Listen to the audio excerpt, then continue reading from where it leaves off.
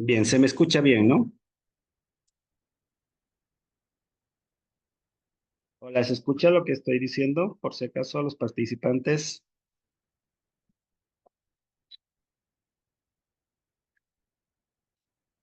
Bueno, estimo que sí. Bueno, vamos a empezar entonces. Vamos a ver un poco ahora lo que son los controles que habitualmente hacemos en terapia intensiva. Básicamente tenemos un control multiparamétrico, que es la conexión que nosotros hacemos de los pacientes al multiparamétrico, donde por varios elementos. Tomamos fundamentalmente lo que es la frecuencia cardíaca, la saturación, la frecuencia respiratoria, la temperatura y la presión arterial de una forma continua y, eh, vamos a decir también, de forma registrada en los monitores que tenemos. ¿De acuerdo? También hacemos un control glicémico. Este control glucémico habitualmente no lo hacemos de rutina en todos los pacientes, excepción del primer día. Después del primer día sí podemos reducir los controles glucémicos en caso de que sean pacientes obviamente diabéticos, con cetoacidosis diabética o con alguna otra patología que nos obligue a tomar los controles glucémicos habituales. Vamos a ver que habitualmente se pueden tomar estos una o dos veces por día en la terapia intensiva como suficiente, ¿no? Después tenemos también una temperatura aumentada, eh, o el otro extremo llegaría a ser lo que es la hipotermia, que también tiene sus connotaciones clínicas que vamos a ir hablando. El otro parámetro importante que tenemos es la hipohipertensión, que habitualmente cuando los pacientes tienen que entrar en terapia intensiva, nosotros vamos a tratar esta, no de la forma habitual, por vía oral, sino vamos a tratar esta con drogas endovenosas habitualmente, porque son pacientes críticos. En caso de la hipotensión, el uso de las drogas vasoactivas pueden ser vasoactivas vasoconstrictoras, como las que usamos habitualmente, la noradrenalina, adrenalina, vasopresina, dopamina, etcétera. O también pueden ser antihipertensivas, como es el caso del abetalol, el nitroprusiato de sodio y la nitroglicerina. Y en cuanto a la diuresis, es un parámetro que habitualmente tenemos nosotros que sí controlar de forma meticulosa y rigurosa, ya que nuestros pacientes al estar en estados críticos son bastante lábiles a tener un fallo renal, ya per se por su condición grave, y nosotros si no controlamos la diuresis, digamos, es el parámetro más importante que tenemos para poder adelantarnos a una eventual falla renal aguda y poder tener una terapéutica más acertada, y no esperar a que tenga la falla renal per se y después tengamos que hacer maniobras un poco más complejas para controlar a los pacientes. Bien, el multiparamétrico. Todos los pacientes de las terapias, ya sean intermedias o intensivas, tienen que estar sí o sí conectados a este monitor multiparamétrico. Este básicamente, mm, la mayor parte de estos tienen un electrocardiograma continuo de 5 canales. Algunos que son un poco más antiguos tienen 3 canales. Nos referimos a canales a la cantidad de chupetes que usamos para hacer las mediciones. El de 5 canales es el habitual, que el que tenemos nosotros acá en Punata, pero si alguno trabaja afuera van a ver que hay algunos modelos un poco más antiguos que usan solo 3 canales, que solo se usa uno en el brazo izquierdo, brazo derecho y en precordio, mientras que el de 5 canales incluye lo que son ambos miembros inferiores, que habitualmente le ponemos en la parte inferior de las costillas. ¿De acuerdo? Esto nos va a dar una monitorización continua de electrocardiográfica que nos puede orientar rápidamente algún cambio electrocardiográfico importante. Muchos de nuestros pacientes son pacientes que tienen alguna patología cardiológica previa y probablemente podamos detectar arritmias rápidamente, podamos detectar alguna bradicardia o taquicardia rápidamente, o en algunos casos puntuales, si vamos observando bien el trazo electrocardiográfico, vamos a ver el cambio electrocardiográfico, por ejemplo, un síndrome coronario agudo, o sea, con un paciente, por ejemplo, se está infartando. Bien, el otro de las terminales es el de la temperatura. Este generalmente tiene que ir en el brazo cuando el paciente no está desnutrido, y si está desnutrido se puede poner en el pliegue inguinal. Este también tiene una monitorización continua y nos da un parámetro de la temperatura normal. Los pacientes en la terapia intensiva habitualmente deberían mantener una temperatura normal entre 36,5 más menos 1 grado aproximadamente. Nosotros en terapia intensiva hablamos de fiebre a partir de los 38,3 de temperatura. Antes de eso no es fiebre, se puede dar algunas maniobras para tratar de bajar la temperatura cuando uno se acerca a ese parámetro, pero si no supera los 38,3, no hablamos de un registro febril per se en terapia intensiva. Vamos a ir viendo algunas otras patologías más adelante, donde van a ver que hay causas no infecciosas que pueden generar fiebre, fundamentalmente en los pacientes que, por ejemplo, con traumatismo encefálico grave, pueden tener una alteración de la termorregulación a nivel central, y estos pacientes desarrollar fiebre sin necesidad que estén infectados. Ahí radica la importancia de la clínica y de, digamos, un poco también de los laboratorios que uno pueda pedir para ver si uno se está enfrentando o no a una infección real, ¿no? Si bien la temperatura siempre la asociamos con infección, por lo menos la parte de la fiebre, es fundamental recordar que hay muchas causas en terapia intensiva donde la fiebre en realidad no es fiebre, sino es una manifestación de otra cosa, no necesariamente una infección. Ahora, en el caso de la hipotermia, esto sí también es de vital importancia. Los pacientes en terapia intensiva, como les había dicho, hay que tratar de mantenerlos dentro de lo que es la norma, una temperatura normal. La hipotermia generalmente se asocia con mayor riesgo de mortalidad, mayor riesgo de complicaciones, y por ende hay una probabilidad mayor también de complicaciones en estos pacientes. Dile que se conecte. Bien. Después, en cuanto a la toma de la presión arterial, generalmente la toma de la presión arterial no podemos decir que sea continua, porque no, los manguitos no están todo el tiempo, vamos a decir, insuflándose, desinsuflándose, etcétera. Lo ideal, como mínimo, es una vez por turno, la toma de la presión arterial. Segundo, si el paciente tiene hipotensión o drogas vasoactivas, esa toma de presión se puede hacer incluso cada hora, inclusive cada media hora, según gravedad.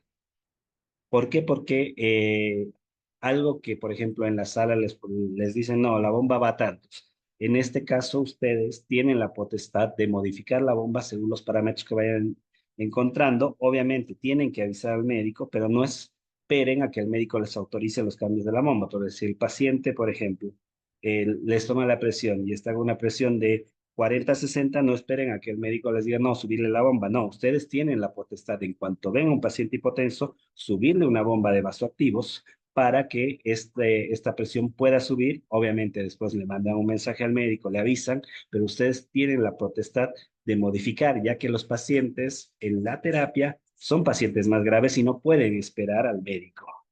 Entonces, esto es uno de los puntos que quiero que ustedes también tengan un poco más de injerencia y puedan tomar más decisiones. Ustedes pueden mover las bombas sin necesidad de la autorización del médico, siempre avisando y diciendo el por qué lo están cambiando.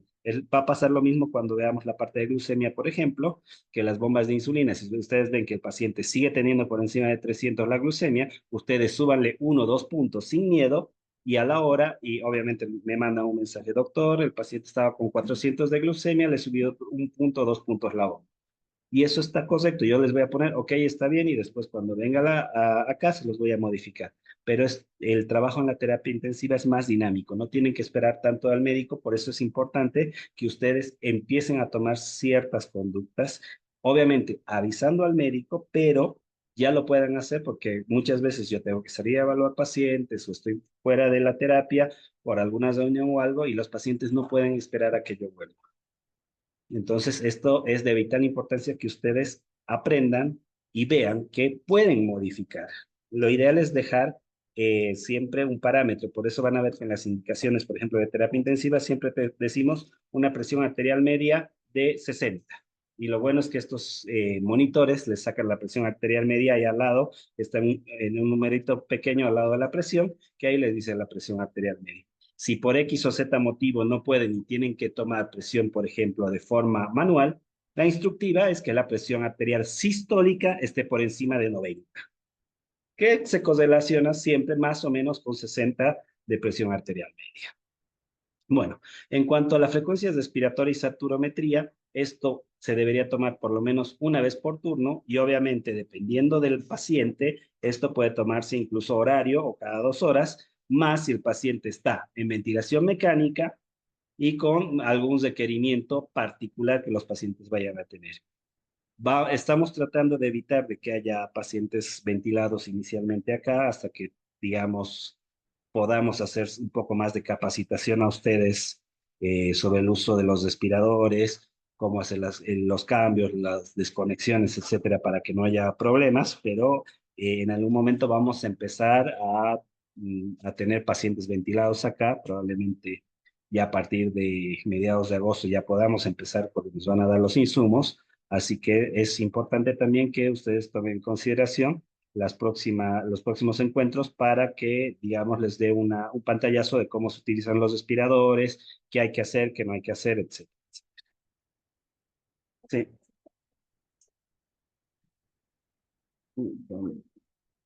pero es el enlace este. No, se está grabando, o sea, después le voy a pasar el link de la grabación, pero se supone que pueden entrar libres.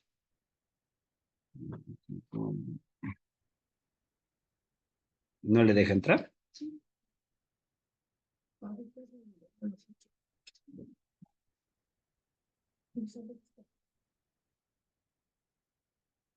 Es raro, debería poder entrar, pero todos han entrado libres. De hecho, puse libre el ingreso. A ver. Mm,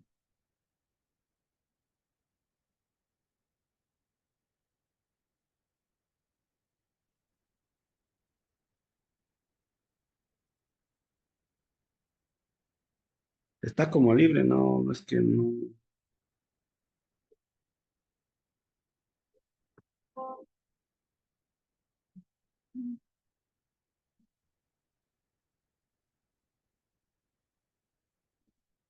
Debería dejarle entrar, que vuelva a intentar entrar, porque debería dejarle entrar directo. Porque a ninguno le pidió para entrar y no puse el Zoom libre también. Si no, después le paso el link para que escuche la grabación, pues está grabando igual. Ya. Bueno, en cuanto a los controles glucémicos, es importante cuando uno tiene una bomba de, de insulina, ver el tema del potasio. Habitualmente vamos a tener pacientes con bomba de insulina, siempre en pacientes diabéticos, en dos situaciones. La primera es la cetoacidosis diabética, que básicamente es quemar grasa en vez de azúcar para aumentar lo que es el requerimiento energético. Y el otro es el síndrome hiperosmolar, que es básicamente al revés, no se quema, se usa azúcar, pero concentra mayor cantidad de sodio y glucosa en sangre, lo cual genera un aumento de la concentración de agua a ese nivel, deshidratando otras áreas como el cerebro, los riñones, etcétera, y va a generar también, eso puede llegar a generar un deterioro neurológico grave. ¿De acuerdo? Bien, habitualmente en un paciente que no es diabético, se le toma la glucemia las primeras 24 horas, cada 6 horas. ¿Por qué? Porque en algunas situaciones de estrés, los pacientes graves pueden desarrollar una falsa diabetes, vamos a decirlo así, o una diabetes like, donde van a hacer y pueden hacer hiperglucemias, y en algunos casos, por ejemplo, como los postoperatorios, donde no están recibiendo nutrición en pacientes ya con antecedentes de desnutrición pueden tener hipoglicemias. Entonces, en estos casos, se puede también hacer controles glucémicos cada 6 horas. Bueno, en caso del que el paciente esté con una bomba de insulina, lo habitual es hacer los controles cada 2 o cada hora. inclusive, dependiendo de la estabilidad y de la gravedad de cada paciente. Si la glucemia está por encima de 300 miligramos, habitualmente van a ver que nosotros les decimos inicien con, por ejemplo, 5, les decimos. Un paciente que está con la glucemia, por ejemplo, no sé, digamos de 400. Les decimos inicien con 5. Bien, a las 2 horas le tomamos la glucemia, paciente sigue teniendo por encima de 300. En ese caso hay que subir 1 o 2 unidades o sea, de 5 tendríamos que subirlo a 7 para que intentar que esa glucemia vaya baja. ¿Qué pasa cuando la glucemia está entre 250 y 300? Si está con tendencia a la baja, ¿qué significa con tendencia a la baja? Que habíamos iniciado, como dijimos, 400 y ahora tiene 280, mantenemos la bomba igual, sin ningún cambio, y esperamos al siguiente control glucémico. Pero sí, a la hora le tomamos y vemos que estaba en 280 y subió a 390 o a 300 y vemos que tiene la tendencia a subir, le subimos un cc hora a la bomba. En caso de que la glucemia esté entre 200 y 250, la bomba también se tiene que mantener. En caso de que la glucemia ya baje por debajo de los 200, hay que iniciar dextrosa, no al 5%, esto está mal acá, lo transcribí mal, se tiene que iniciar dextrosa al 10 o al 50%. Si tiene vía central al 50%, si tiene vía periférica, dextrosa al 10%. ¿Por qué? ¿Por qué dextrosa? Porque generalmente en ambas patologías, tanto en la cetoacidosis diabética como en el síndrome hiperosmolar, se va a necesitar todavía dextrosa para que se regulen los diferentes procesos químicos en el cuerpo. Entonces, no se aconseja la, bajar la bomba de infusión, lo que se aconseja es iniciar dextrosa al 5%. Solo se aconseja la baja cuando está menos de 150 y ahí hay que dejarlo al mínimo indispensable, como ser 0,5 o 6 horas inclusivemente. Habitualmente no se debe suspender durante las primeras 24, inclusive 48 horas la bomba de insulina, porque en cuanto uno suspende, habitualmente el paciente vuelve a entrar en cetosis o vuelve a entrar en síndrome hiperosmolar porque no se ha regulado completamente la glucemia, perdón, el síndrome. Entonces, siempre recuerden, por favor, cuando ya llegamos a los 200, iniciar dextrosa al 10 o al 50%, dependiendo del catéter que tengamos. Y el único caso en el que podríamos suspender, pese a todas las situaciones, es que el paciente tenga una glucemia menor a 70 y ahí no se reiniciaría la bomba hasta que llegue por lo menos a 150 o 200 de glucemia. Solo en esos casos que hagan una hipoglucemia severa se podría llegar a suspender, digamos, la bomba de insulina antes de las 48 horas. Es importante,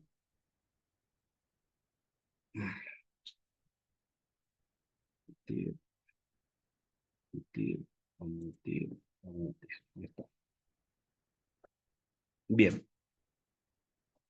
es importante siempre recordar, por favor, que la glucemia se tiene que monitorizar cuando está con bomba por lo menos cada 2 horas. Una vez que salga de la cetoacidosis y que el médico ya con laboratorios y todo diga, bueno, ya estamos bien, en ese caso vamos a hacer el cabalgamiento. ¿Qué es el cabalgamiento? Es el cálculo de cuánta insulina necesita el paciente y un porcentaje de esa insulina se la va a transformar en NPH en 2 tomas para que el paciente los reciba durante el día.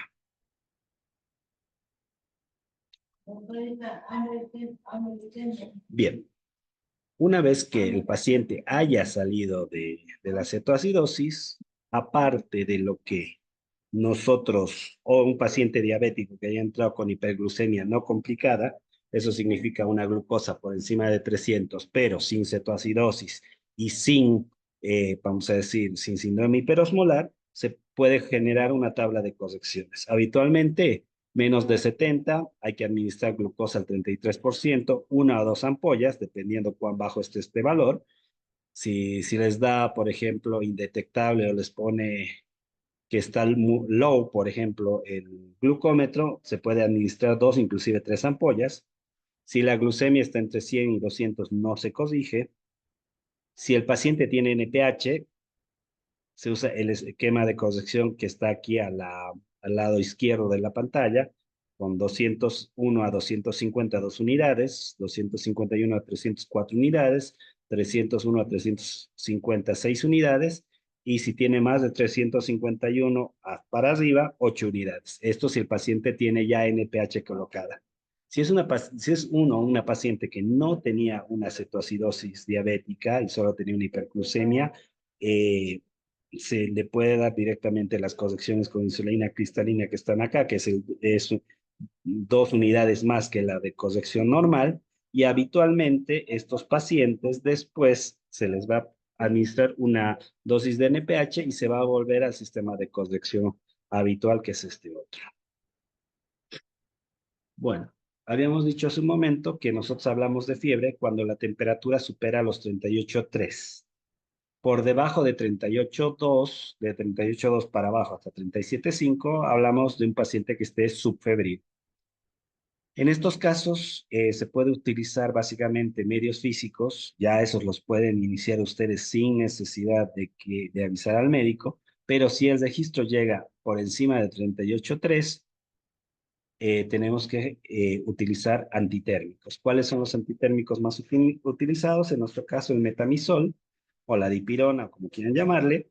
Esto de 500 a 2 gramos, dependiendo la gravedad del paciente, se puede utilizar en cada toma con un periodo mínimo entre administraciones de 6 horas. En cuanto al ibuprofeno, hay presentaciones endovenosas.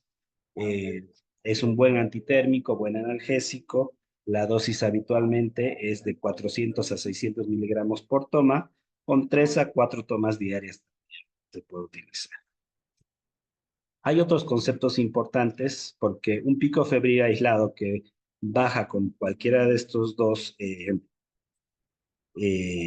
intervenciones, en teoría no tendríamos que hacer ninguna otra intervención a menos de que esto se repita.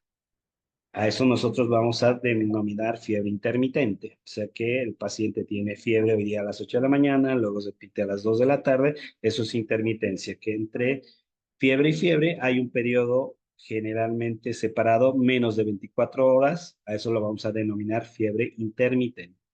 Y hay otro término que es el término de fiebre persistente, que esto qué significa que persiste en el tiempo, o sea que yo le doy antitérmicos, le doy medios físicos y habitualmente sigue teniendo 38,3, 38,5, 38,2, 38 algo, y ese paciente tiene fiebre persistente. Obviamente, la fiebre persistente es la que más nos preocupa. ¿Por qué? Porque significa que ese paciente está reaccionando continuamente a algún agente o a alguna causa y eso, digamos, generalmente significa que el paciente tiene mayor probabilidades de complicación. Bueno, ¿a qué nos referimos con hipotensión? Hipotensión es una presión arterial menor a 90 de presión sistólica o menor a 60 de presión diastólica. Con que se presente uno de los dos es más que suficiente. Si hay 80-60, eso es hipotensión. Si hay 100-55, también se denomina hipotensión. Bien, ¿qué es lo primero que hay que hacer para una hipotensión? Dependiendo del paciente, podemos iniciar primero con una reanimación hídrica. Habitualmente lo que recomiendan las guías es hacer 30 mililitros kilo. En un paciente de 70 kilos, más o menos, estamos hablando de 1,5 litros de solución. Puede ser solución fisiológica o Ringer. Entre estas dos, la que actualmente está más recomendada es Ringer. En pacientes cardiópatas con hipotensión se puede también dar cierto grado de fluido, habitualmente un poco menos, 10 mililitros kilo como mucho. Si vemos que la hipotensión se sostiene o es una hipotensión muy abrupta, se puede asociar a esta reanimación hídrica los vasoactivos directamente, o si no es tan grave, primero se puede probar la reanimación hídrica y luego la colocación de vasoactivos.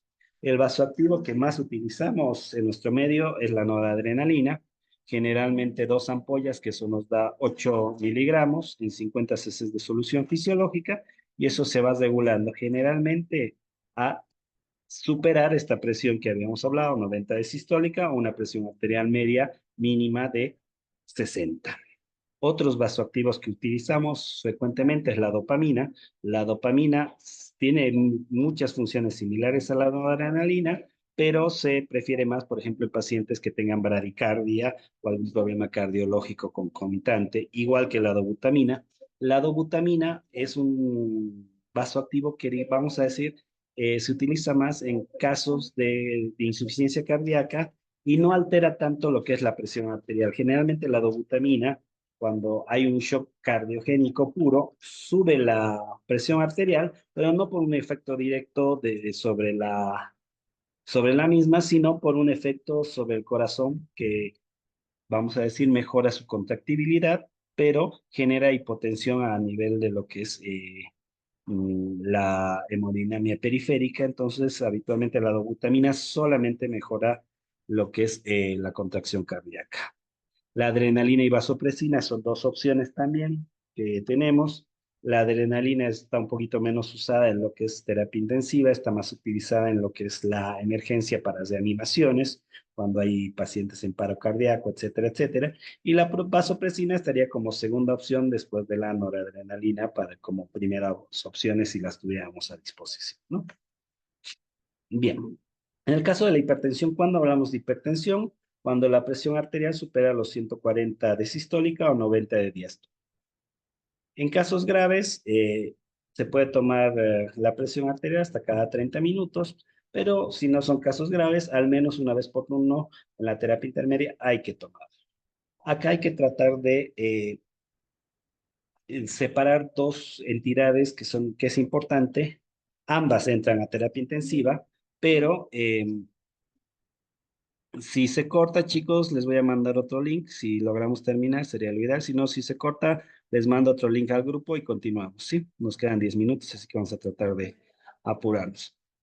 El caso de la emergencia hipertensiva es aquella presión arterial que supera esto, vamos a decir, no sé, un 180, 110, pero el paciente no tiene un daño de órgano blanco. ¿A qué nos referimos con daño de órgano blanco? En la función renal normal, no le duele la cabeza, no le duele el abdomen, no le duele ninguna otra cosa, no tiene alteraciones de la visión, etcétera, etcétera, que son los órganos que se pueden dañar por la hipertensión arterial. En ese caso estamos hablando de una emergencia hipertensiva y el tratamiento es vía oral, pero con monitorización. Se puede utilizar enalapril, valsartán, lobidipina, etcétera, pero tiene que quedarse para monitoreo. El caso de la crisis es cuando hablamos de daño de órgano blanco, que el paciente empieza a ver puntitos, le duele la cabeza, etcétera, etcétera. Y en este caso sí tenemos que usar drogas vasoactivas como sea el levotalón, nitroprusiato, la nitroglicerina para bajar la presión arterial, y cuando baja la presión arterial tenemos que bajar solo un 30% por cada 2 horas de la presión arterial con la que hemos empezado. O sea, el objetivo no es bajar al paciente a la presión arterial normal cuando iniciamos drogas vasoactivas endovenosas, y eso quiero que quede claro. Por ejemplo, empezamos con 180 de sistólica, nuestro objetivo es que baje 30%, o sea, que no baje por debajo de 140, que esté más o menos entre 140 y 150 de sistólica. Ese sería el objetivo inicial, por lo menos las primeras 12 a 24 horas del, de, durante la monitorización. Bueno, el cálculo de drogas vasoactivas, esto lo vamos a hacer presencial, así que no nos vamos a poner creativos hoy día, porque esto es un cálculo no muy difícil, pero sí puede llegar a ser complejo. Bien. Bien, entonces, por ejemplo, cuando usamos ciertas drogas vasoactivas, la noradrenalina casi en todo. Podemos usar shock séptico, cardiogénico, medular, insuficiencia cardíaca, etcétera, y es el primero de elección. La dopamina, en similares indicaciones o en pacientes con bradicardia, está antes indicada incluso que la noradrenalina. La dobutamina en insuficiencia cardíaca, la epinefrina, vasopresina, similares a la noradrenalina, pero como segunda o tercera opción. En cuanto a la diuresis, hablamos, por ejemplo, de oliguria, cuando el paciente orina menos de 0,5 mililitros kilo hora, o 50 cc en 12 horas, o 100 cc en 24 horas, o 500 cc en 24 horas. Y la anuria hablamos por menos de 100 cc en 24 horas. Generalmente, si los pacientes están sobrecargados, vamos a tener que usar lo que son los diuréticos, como la furosemida.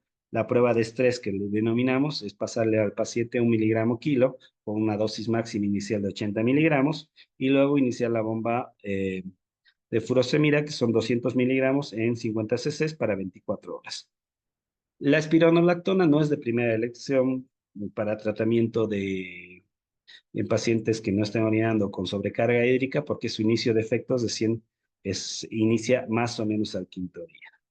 Cuando los pacientes tienen una diuresis excesiva, una poliuria, que es más de 10 mililitros kilo hora, habitualmente esto no se trata, lo que se hace es de poner la cantidad de líquido que los pacientes pierden y solo en ciertas patologías se puede usar vasopresina, por ejemplo, en el síndrome de inadecuado de secreción de hormona antidiurética, porque esos pacientes tienen una diuresis exagerada, generalmente secundario eh, a un problema neurológico grave. Bueno, esto va a ser la primera parte. No sé si alguien tiene alguna duda, pregunta. La idea es que más o menos una vez por semana, una vez cada 2 semanas, tengamos estas reuniones para que ustedes, digamos, entiendan las patologías que vamos a ver en terapia intensiva. Y a finales de agosto, la idea sería que una enfermera que ya tiene la especialidad de terapia intensiva y medicina crítica, venga a darles un curso, una clase presencial acá al hospital, que eso yo ya lo estoy gestionando, ¿sí? No sé si alguien tiene alguna duda, pregunta.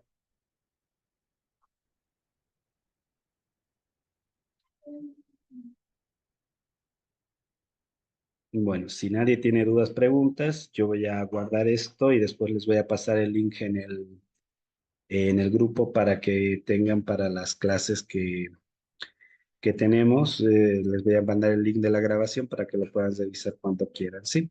Yo estimo que el próximo martes vamos a empezar con cetoacidosis diabética y vamos a continuar con estos temas para que ustedes más o menos vayan teniendo en cuenta esto para las patologías más graves, shock séptico, etcétera, etcétera, las vamos a ir viendo y van a ir aprendiendo un poco de lo que es el manejo del paciente crítico.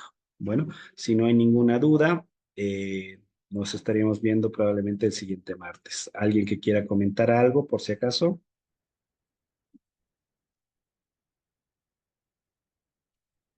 Bien, perfecto. En todo caso, nos estaríamos viendo el próximo martes, más o menos a la misma hora, ¿sí?